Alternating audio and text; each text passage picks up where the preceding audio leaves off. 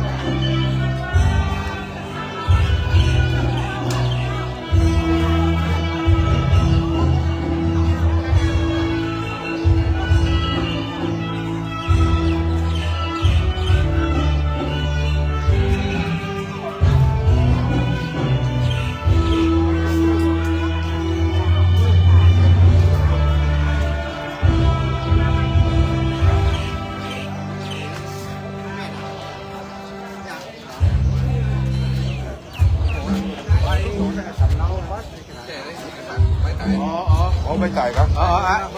ไปโบราณบัตรก่อนนะครับเป็นอย่างเอาเงินชมรมปออาจารย์ครับก็มีเอกสารนี่เนี่ยจ่ายมาเลยครับจ่ายมาเลยครับนี่เอาไปสู่นี่รับคุณมามีใบอย่างห้องครับมีใบอย่างห้องไปโบราณบัตรกับใบอย่างสุนี่เนาะแล้วหนังสือสุนี่กับใบมรณภาพกับบัตรยังเนาะนะครับเดี๋ยวผมมาคือเนาะนี่แค่ครับเดี๋ยวตอนนี้ก็ใกล้ได้เวลางานสมควรที่จะได้ร่วมกินร่วมทานถวายเสนาสนะเอาวรวัตถุไว้ในพระพุทธศาสนาในวันนี้จึงได้นิมนต์ครูบาอาจารย์พระสงฆ์เถระนุเถระเจ้าคณะพระสังฆาธิการครูบาอาจารย์เอาในอำเภอสนมเพลงอำเภอแม่ออนได้โปรดเมตตาเจริญพุทธมนต์พระถวายทานเสนาสนะของวัดป่าเหวเอา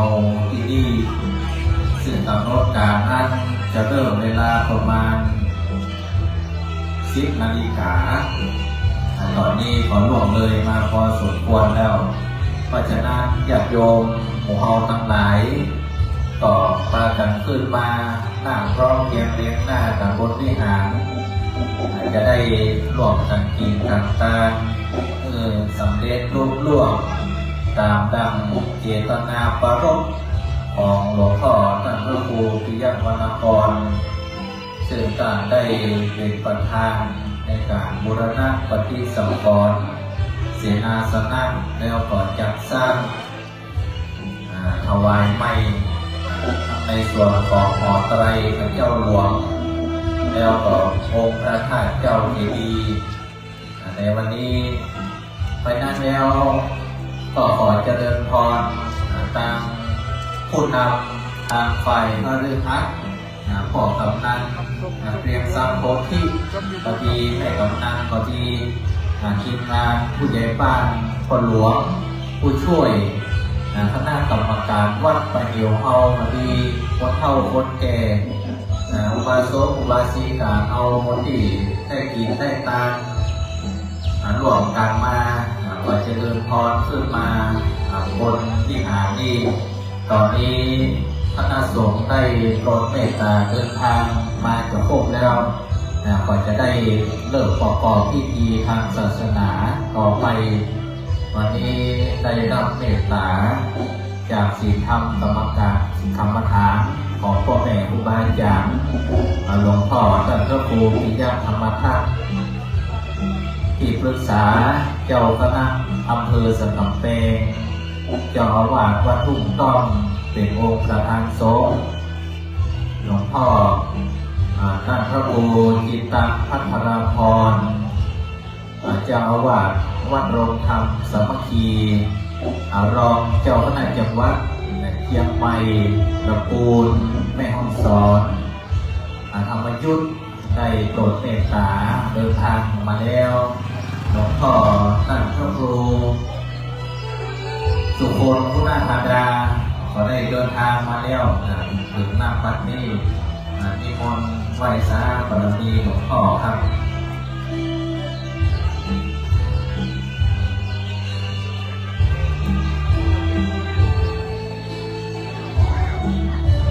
แล้วขอครูบาอาจารย์แทบลายรูปลายองค์วันนี้นะครับที่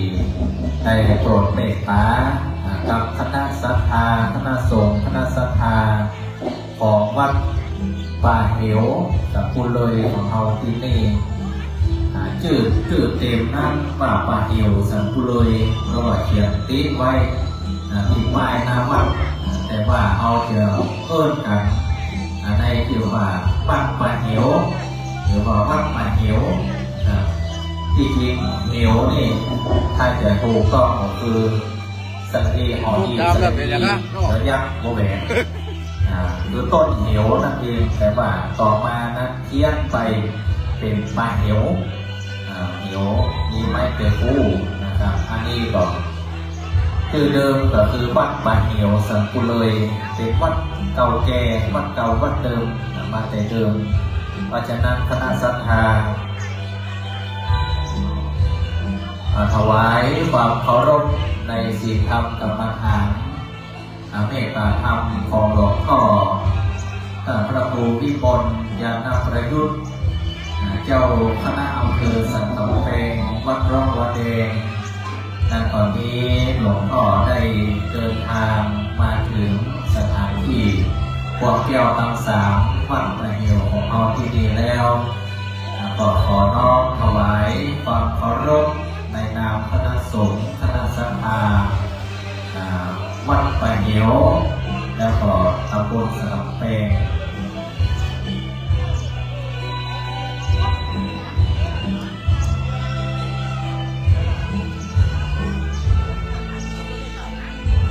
ทางฝ่ายคารวะญาติโยมก็เจริญพรตามผู้นำในส่วนต่างๆองค์การปกครองส่วนท้องถิ่นเทศบาลตำบลสันกำแพงองค์การบริหารส่วนตำบลสันกำแพงพ่อกำนันผู้ใหญ่บ้านผู้ช่วยคณะกรรมการวัดทุกคนทุกท่านที่ได้ร่วมกันกระทำการงานจัดงานครั้งนี้คือสำเร็จรุ่งเรืองขึ้นมาถึงตอนนี้ได้ถ้าหากว่าการส่วนใดส่วนหนึ่งไปนะก็คงจะประสามารถที่จะดำเนินการงานต่อไปได้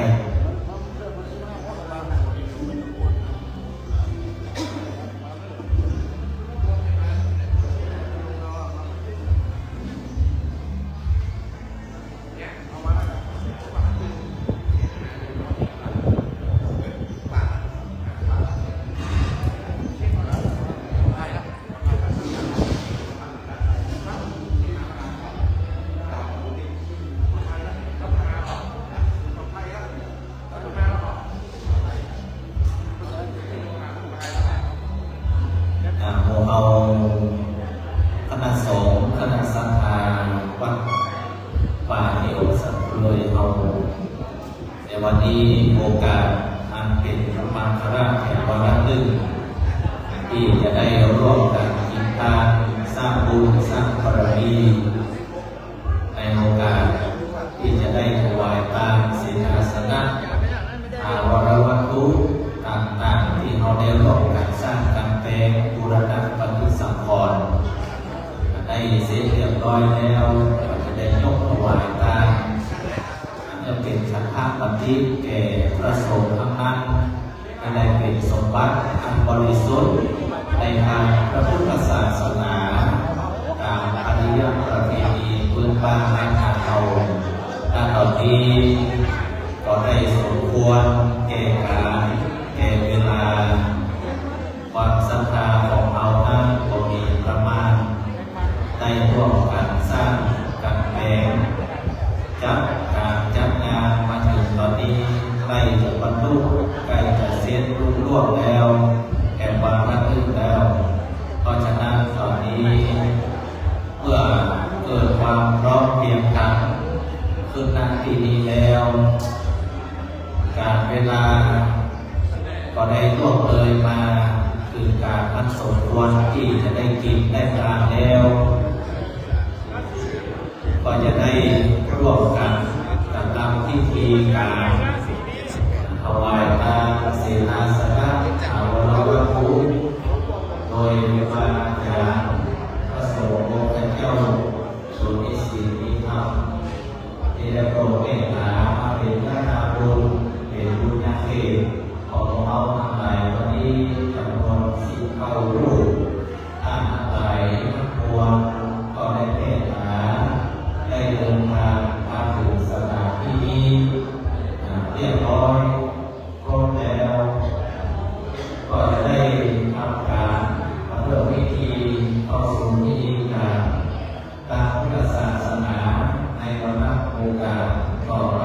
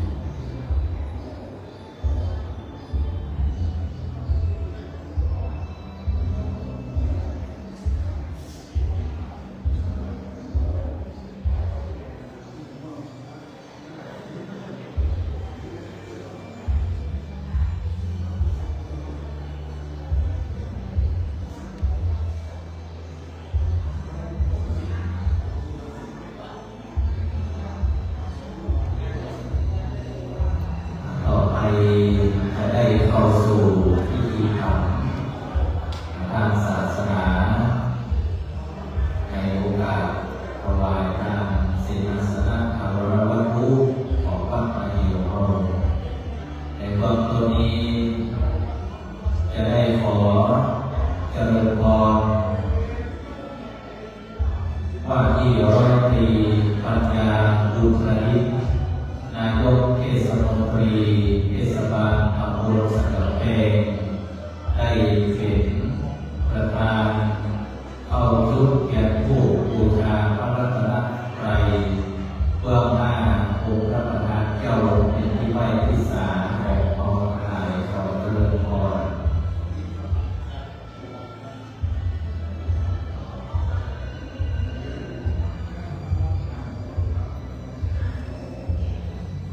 หมู่เอาทั้งหลาย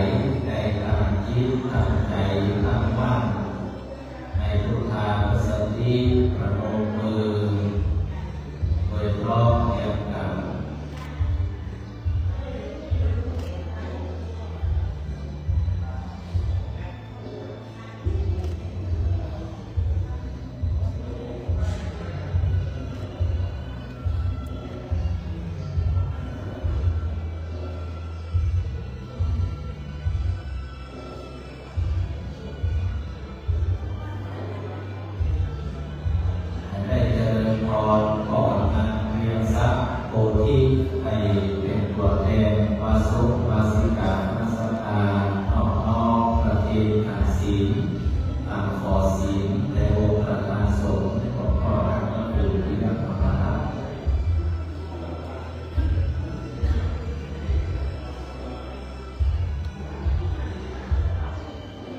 เจริญพร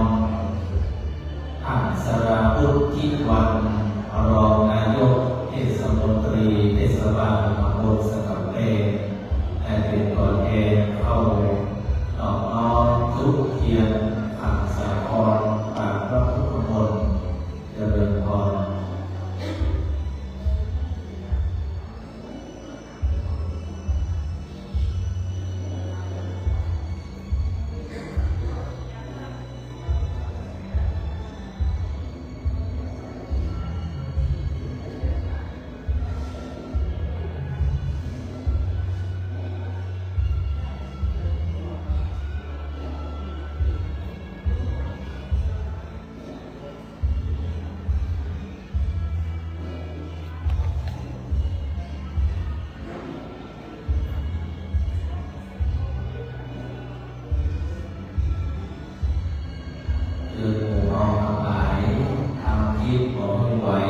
ตั้งใจมั่นบูชาไฟไหว้พระต้องทำพร้อมเพรียงกันอิมินาสักการะพุทธังอภิปูชยาอิมินาสักการะ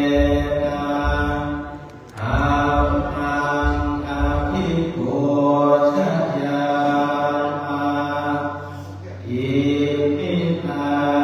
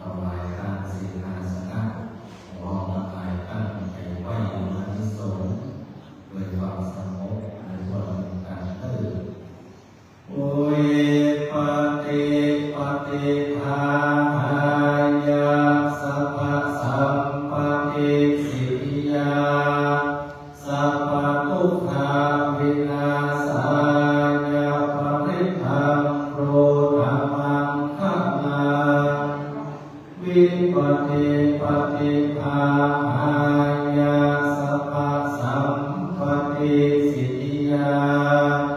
สัพพะยาวินาศายะปริทังโรธามังคะลาวิปติปฏิภาหายาสัพพะสัมปติสิทธิยาสัพพะโรกาวินาศายะปริทังโรธามังคะลา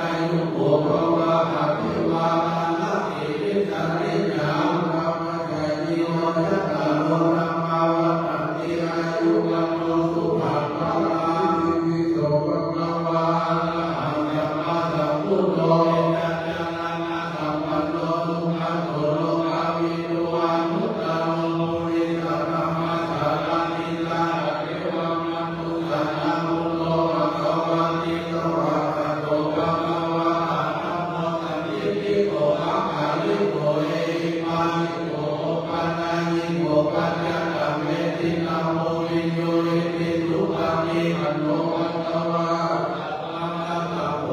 สุปฏิปันโนภะคะวะโตสาวกสังโฆยายาติปันโนภะคะวะโตสาวกสังโฆอิติปฏิปันโนภะคะวะโตสาวกสังโฆยามิสังฆทาริปุริสายุปานิอังคาปุริสังขุมาลายสัพพะคะวะโตสาวกสังโฆอาหุไนโยปาหุไนโยรักขิไน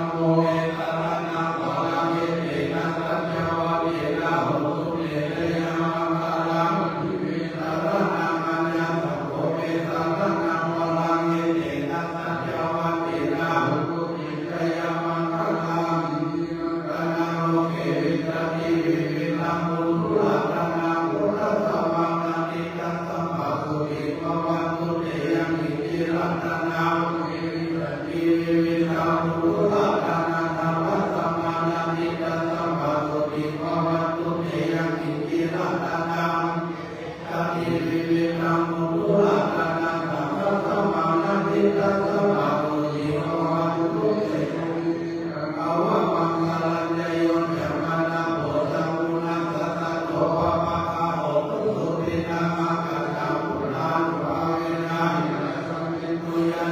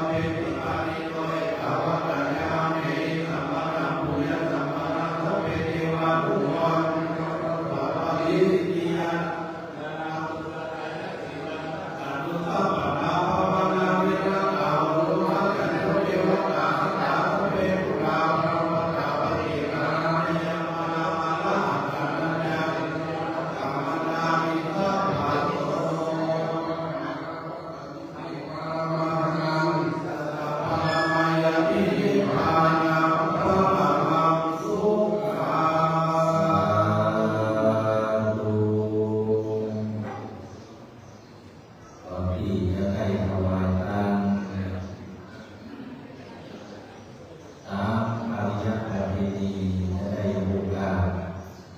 สุมาวันกันและโอกาสเป็นทางน้ำแต่เต้าแต่เดินมาเสียก่อนสาธุโอคาสัมมายังพันเตติมาติมาทามะโมสิกขาปุภาราจาปุรัสสะกิยังสัมมาสังฆัจจาคาวัตตานังกายกรรมังวจีกรรมังมโนกรรมังสันติยัตโตสังอาสันติยัตโตสังสัพพันโตสังขมันตุโน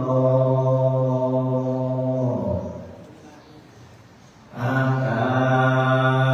สัทธายะภูมัทธาเทวานาคามหิติกาปุญญาโมอนุโมทานาปุมายันตุคนโตเอวาวะนาคาจะนาคาอิโมจะธรรมาจะมโลกัปปานาโนรานิจะพุทธาสิริมาติธานาอาวาสาทัพพาภูภกาวะเท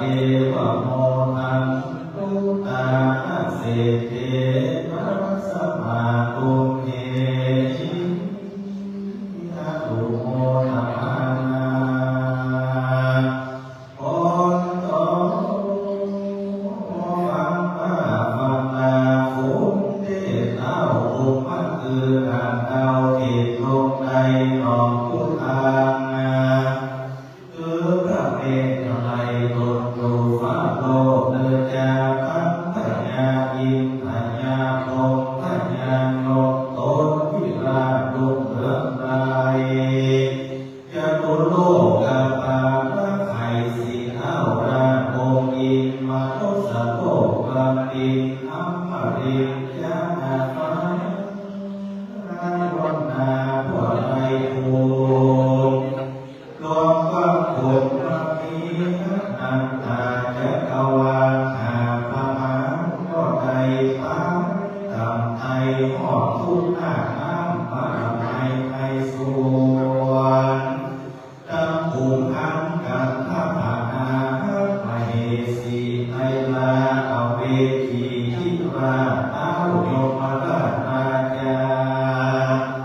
ผู้ข้าขอยอมสิริวขึ้นดังกว่าคิ้วไก่เข้าเกศาขอไข่เทพวาลายอมเยี่ยมขาดวันดีขออันสุดีที่หวานไปเพื่ออนุโมทนาซึ่งวันละขีญาณาบุญตาจินสวรรค์สัทธาและโมรสัทธาผู้คาตังตายในที่ทางการละปัจนี้แล้วอยู่ในสนามกับขีดเขียนขีดไว้ในสุวรรณภัตตานามธรรมนำเมื่อไปเอตยาอินตายอมฟังเอาเมื่อเทศนาไทย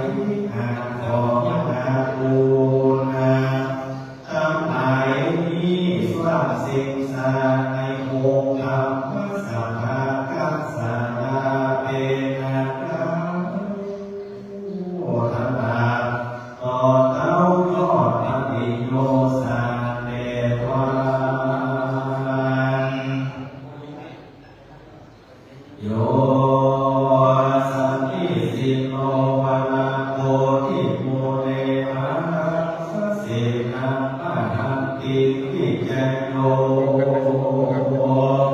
สัพโพธิมากัจฉิ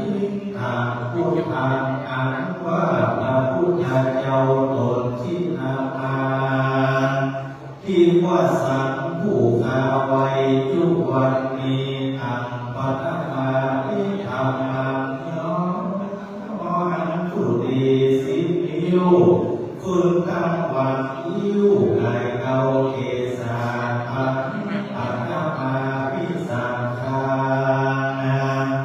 โอ้กายน้อพระองค์น้อสิบนิ้วขาดไว้รันเดือสาธุสาธุสาธุภะละภะบิวิทัสสุภะมัสสะตุเอวังโตทุโอกัสสะพันเตข้าแต่พระพุทธาธิรัตนาธรรมัยเจ้าเก้าแห่งอนุตตรปุญญาเขตอัจฉริยวันนี้ก็มาหาเป็นวันดีที่มาจุยอดมาหอดมาเถิดคือหากว่าเป็นปีนาชัสสังวัฏสัทธะขนองสนามกรรมโลคาทิสัยไตรภาษาว่าเป็นปีกาศีศาสนาพระโมนีล่วงได้2,568 พระวาสากุลศักราชได้1,386 ตัวโสกาวาสสนาเสด็จเข้ามาในคิมหันตฤดูสุขาปักเกวันพระประสิทธิยังพุทธวันโลโหติคือว่าเป็นเดือน5 อุทิศสิทธิจำเริญขึ้นมาว่าได้สิงหาค่ำเมษค่ำไตรวันพุธไตรวันเอาใจสิริโสภาวะคงคาก็มาก็ได้การการภายในก็มาเติมในการละวันนี้ก็เป็นอันยิ่งอันประเสริฐล้ำเลิศกว่าวันและยังอันตรายวันหากบังเกิดได้ใหม่มียังเจ้าสวรรค์รักษาการและบุญรักษาตาผู้ทายทั้งหลายทั้งสองกันละกันมาตามภายในและภายนอกภายในไม่มีสิ่งทำส่วนผู้เจ้าท่านพระครูวินัยทรชัชวานชวันนักปัญโยรักษาการแทนเจ้านาวา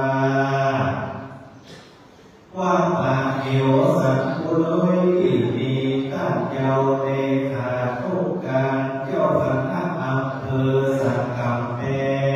งเป็นต้นเป็นอาการผู้พร้อมกับโดยที่ผู้ได้สมณเณรเจ้าทุกตนหมดภายนอกบังเกิดได้หมายมีตนตัวว่าที่ร้อยตรีปัญญาบุญประดิษฐ์นายกเทศมนตรีเทศบาลตำบลสังกำแพงด้านสระบุธิวันรองนายกเทศบาลตำบลสังกำแพงพ่อกำนันเรียนสามโพธิ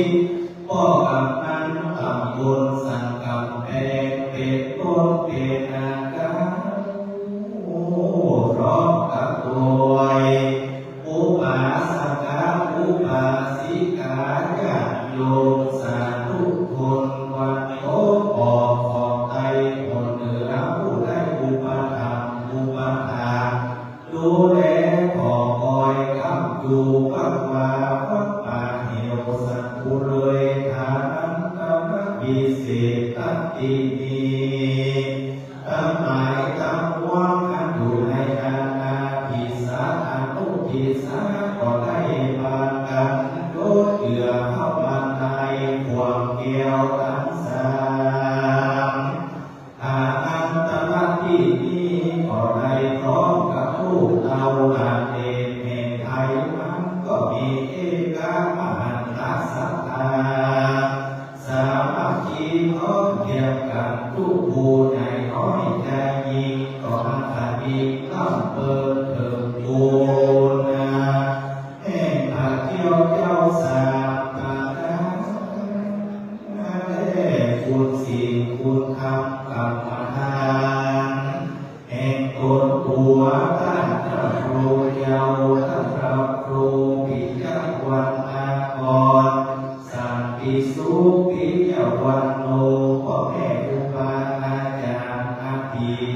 จ้านาวาวัดป่าเหวสักเลยที่ดีอาได้ป้อมเป็นมาแต่อาดีนะปะทำพักเก้าขนาดพอเท่าการปัจจุบันในปีขาการวันนี้ได้ดีวันนี้ก็มาเป็นวันดีอันวิเศษเหตุว่าผู้ค้าทั้งหลายก็ได้มีเกณฑ์อาสัทธาได้ด้วยกันทั้งสองกันกันนาสองเบื้องเฟื่องฝ่ายทั้งภายในและภายนอกนำโดยหลวงพ่อท่านพระครูปิยวันงามกรเป็นต้นเป็นเก้าในโหนเก่าวันบังก็ได้มีเจตนาศรัทธาร่วมกันแต่งสร้างโภเพบูรณะปฏิสังขรณ์เสนาสนะภายในวัดที่มีเป็นต้นว่าหอไตรและพระเจ้าหลวงทั้งองค์พระธาตุเจ้าเจดีย์กุฏิวิหารศาลาธรรมสัพพเสนาสนะอันใดทั้งมวลก็ได้เป็นการทั่วทั้งมวลเสร็จสิ้นเนียมแล้วยุเยียมยุประการจิตให้ตกลงปกใจเป็นเอกขันธาอาทิเพื่อที่จะได้น้อมถวายตาไว้เป็นสัมปติอันบริสุทธิ์ไว้ในพระพุทธศาสนาพระที่จิตใดปากันสโลคงไว้โตการแต่งเป็นร้องน้อมนำมายับมีอาคิมาลูกโอกาอาจะบวงดอกเข้าดอกดอกไม้และนำเทียนน้อมกับโดยขาธนิยะโภชนียะสัพวันทุกการอันเป็นบริวารอันจะคิดตามโดยไปให้เสนาสนะทั้งหลายที่ตั้งไว้ทั้งที่โน้นและที่นี้เพื่อยักยอถวายทานไว้ในพระพุทธศาสนา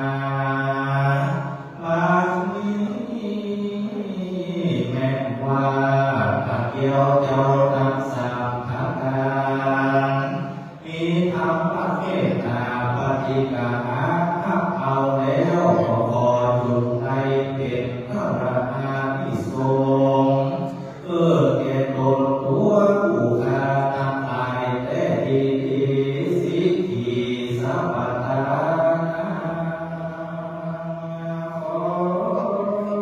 จุงได้เป็นภาระมหันตอานิสงส์ได้เพิ่มเติมกำสมบัติยังตนตัวหลวงพ่อท่านพระครูปิยวันงามกรสันติสุขปิยวันโนยาวอันเป็นต้นเก้าในการกระทำการนำมวลที่ได้สร้างสมบัติไปของหลวงพ่อยาวอยู่ใกล้อนุโมทนาทานใดยิ่งกว่าเก่าบ่อาจจะทำเราสังขยา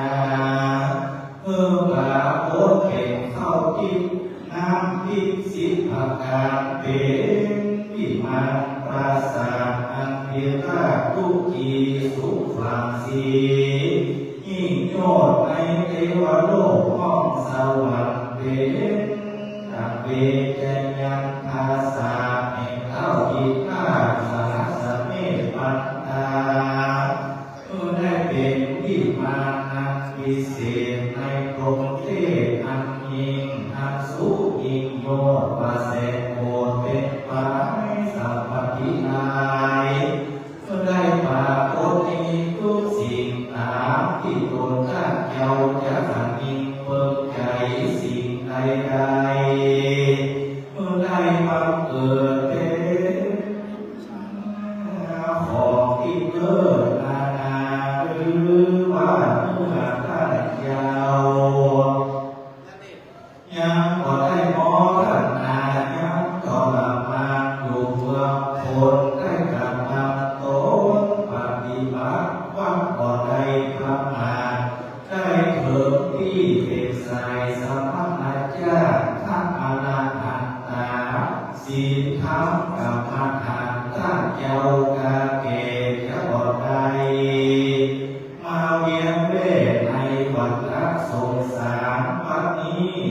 าสู่เวียงนิพพานไปแล้วขอท่านเจ้าร่วมอนุโมทนาเทดีขอเจ้าแต่นั่งในโมทักอาทักวันนี้ไปนาขอน้ำบุญนั้นจุดในเป็นวัดโมปะกาภูปานิสัยกัมจูผู้ข้าทั้งหลายทั้งสมณะศรัทธาและมุนศรัทธาที่ได้ตั้งหน้ากระทำปั้มเพ็ญบุญเมื่อได้สู่ทันทีมีสัมมาทิฏฐิเป็นเขาตลาดตอนเขาสัมมาสมาธิเป็นปฏิโยสากรรมกรรมหาธนาแห่งผู้ข้าทั้งหลายได้ทำได้ทาประพฤติยุติใจมีด้วยประการฉันใดขอมือผู้ลงส่งเล็กทีดูเรื่องโยราการแล้วโอ้อยู่ที่ผู้ข้าทั้งหลายได้เปิดโพสเสียยังหายยากสะปักกังวลต้นกระไรทั้งหลายหมายมีหายยากอุปาทั้งมวลแล้วขอมือผู้ข้าทั้งหลายจะเลินไปด้วยทิฏฐิสัมปรายกธรรมกรรมเกตประการเป็นประธานว่าอายุวันนาสุขาขังนาปฏิอานังอโลเกียอาทิปันไตญาเมื่อได้พากันเป็นศาสนูปธรรมหักกะกัมจูบูชาศาสนาพระพุทธเจ้าเมื่อได้การปลูกมุ่งเมืองสะเทือนเมืองมาโสดทานปานน้ำไปสิ้นกิจกิจการยืนยาวนานพัฒนาต่อเต้าเข้าสู่เรียงเอวอามันตาพัฒนาเนอาปัจเจ้าทุกตนทุกองค์ทุกผู้ทุกคนทั้งจงจะมีเพียงแต่ดีหลีอามุนีจะมีมากขอได้แผ่ไปเถิด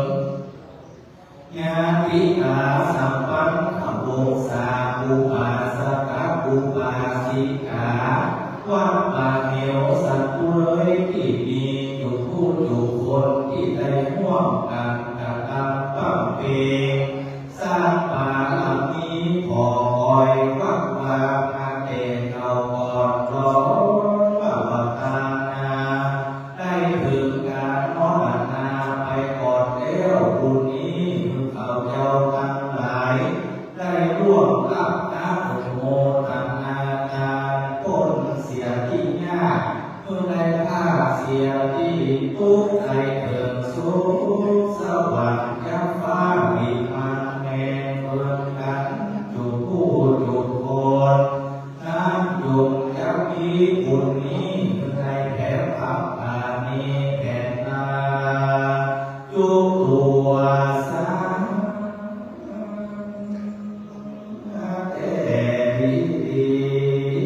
จริงแน่อิตังตาตังกัมมังสีลกัมมังภาวนากัมมังสัพพะโลกยโลพุทธังละอะระหังตาภะกายานังปินังทุวังทุวังนิพพานะปัจจโยตุโนนิจจัง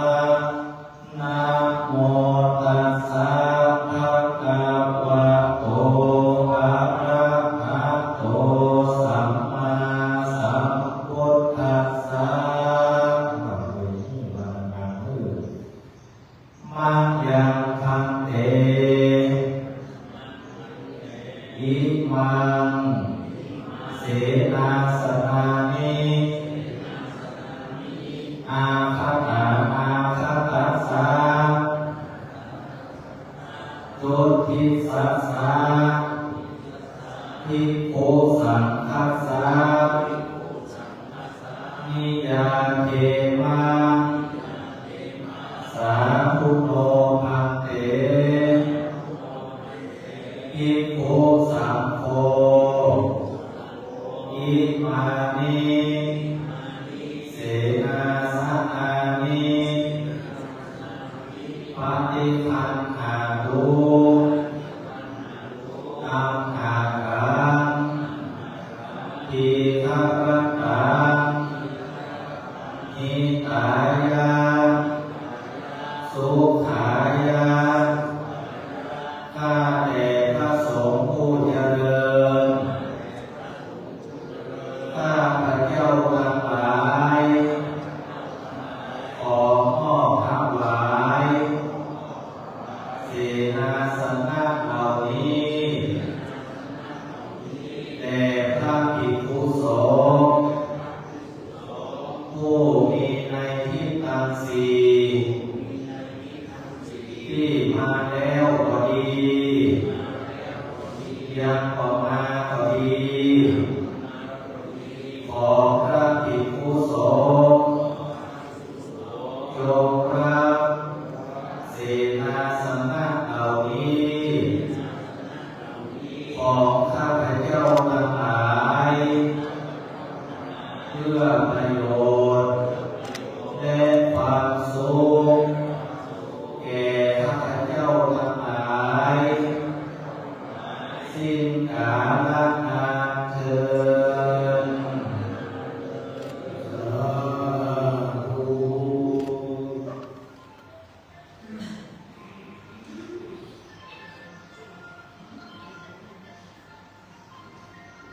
พระสงฆ์ครูบาอาจารย์เถระลูกเถระทั้งหลายทั้งมวลที่ได้โปรดเมตตาได้จำเริญพระพุทธมนต์ถวายทานเสนาสนะในวันนี้ก็เป็นที่บริบูรณ์เรียบร้อยแล้วหมู่เราทั้งหลายก็ได้กล่าวคำถวายทานเรียบร้อยแล้วก็ต่อไปจะเป็นการน้อมถวายเพื่อพยาทานแด่พระสงฆ์ทั้งนั้นในลำดับต้นตามอริยประเพณี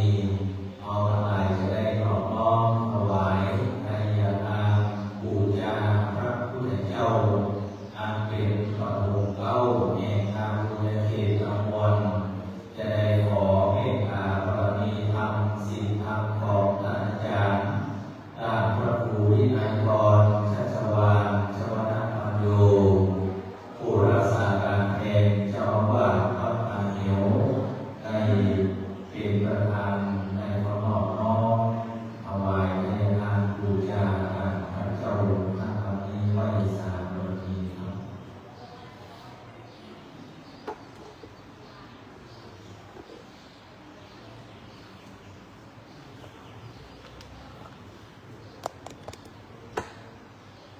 พระพุทธเจ้า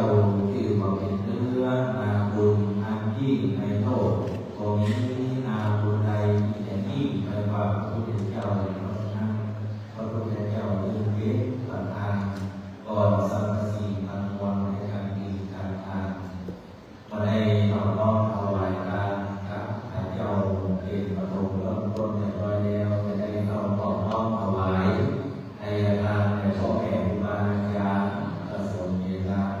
ระเจ้าจะได้โปรดเมตตาวันที่10เอาลูกก็จะได้เกิดจากโยมจำนวน10เอาท่านได้เข้าน้อมบูชาถวายทานก็จะโยมได้ยินชื่อของท่านแล้วก็ได้ก็ลุกขึ้นแล้วก็ยืนทะเบียนอยู่เบื้องหน้าองค์สงฆ์ทั้งหมดก่อนจะได้รีบขึ้นจะได้รีบมาเองนะครับจะได้ถวายโดยเพราะเป็นการปฏิบัติองค์ผ้าที่ออกมาสวยสดงดงามเป็นระเบียบเรียบร้อยนี่คือสัญญาณในการประเคนทางขึ้นอันดับแรกนั้นจะได้ขอเจริญพรว่าที่100 ปีปัญญาบุญกลินายก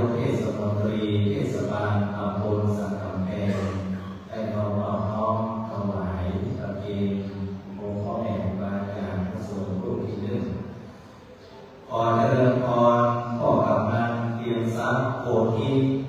ขอเจริญพรท่านสราวุฒิวันรองนายกเทศมนตรีเทศบาลตำบลสันกำแพงขอเจริญพรพ่อสุทัศน์โตทรัพย์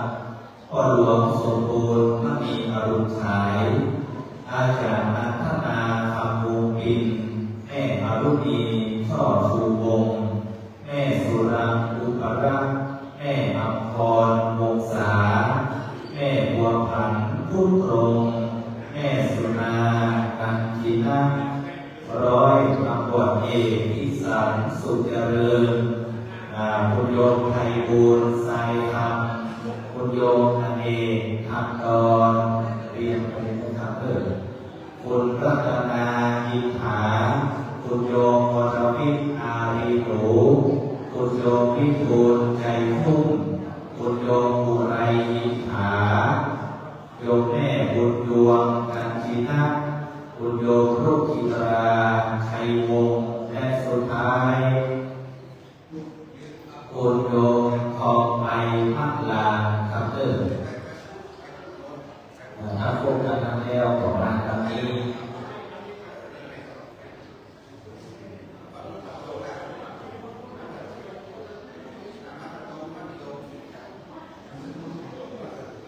เรื่องหน้าโอสงพบกันหรอ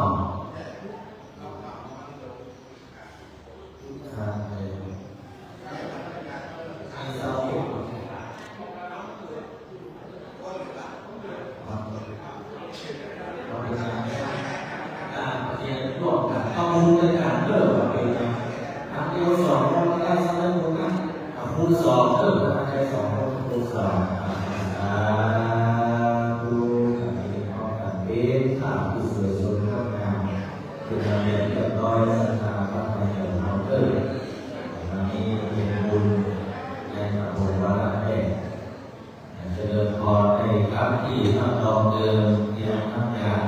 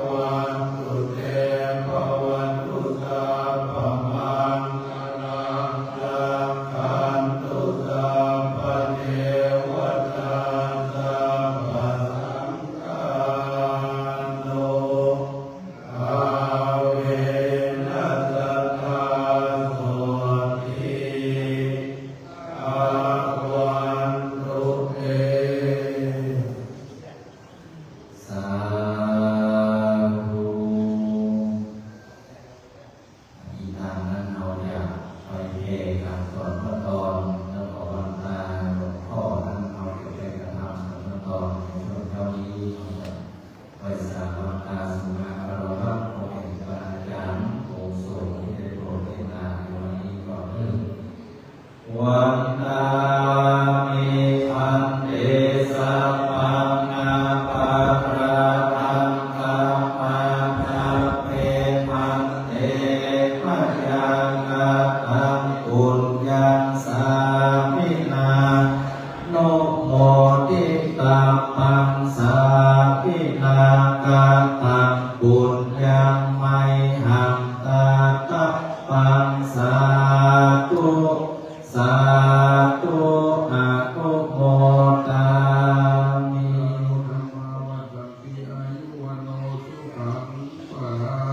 สาธุในส่วนของพิธีการในภาคเช้านี้ก็เป็นที่ปริบูรณ์นั้นสำเร็จเสร็จสิ้นด้วยดี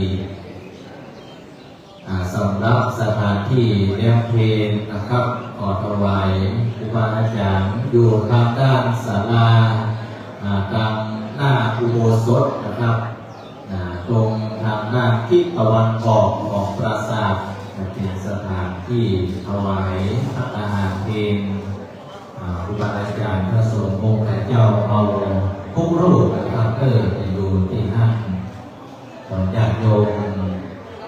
คนขับรถก็เพื่อนมารับเอาสังฆทาน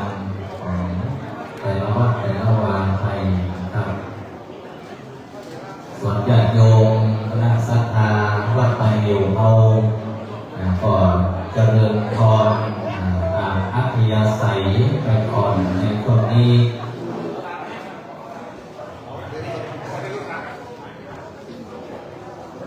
หลังจากที่ประกอบพิธีในช่วงเช้านี้ก็ขอกราบในเมตตาบารมีธรรมของพ่อแม่ครูบาอาจารย์ทุกรูปทุกองค์ที่เป็นที่ไว้ที่ศาลในโอกาสที่ได้โปรดเมตตารับถวายทายทานแล้วก็สวดมนต์เจริญพุทธมนต์ในช่วงเช้านี้แล้วก็ในช่วงภาคบ่ายนั้นก็จะเป็นเกี่ยวข้องกับการพระราชทานเพลิงศพในวาระแรกก็คือจะได้ถวายทานปราสาทนกอัศดีลิงและขออาราธนาสรีระด้านของหลวงพ่อพระครูปิยวรรณากรได้ขึ้นนอนบนปราสาทนกอัศดีลิงหลังงานจะเริ่มพิธีประมาณบ่ายโมงอยากโยมหมู่เอาทั้งหลายที่ฟังน้ำจำตอนแล้วจะไปฝังเบือจะเนอะถ้าเบือก็คือฝังปิดมาคือตันมาช่วยกันเอาการปิดกันสำเร็จรุ่งเรืองไปด้วยดีสมตามบารมีของผู้ลุงที่เปิดได้สร้างไว้ในโอกาสวันนักในครั้งนี้ญาติโยมทั้งหลายก็เจริญพรตามอัธยาศัยชอบกินข้าวน้ำจำข้าวตอนในสถานที่ต่างๆที่ได้จัดไว้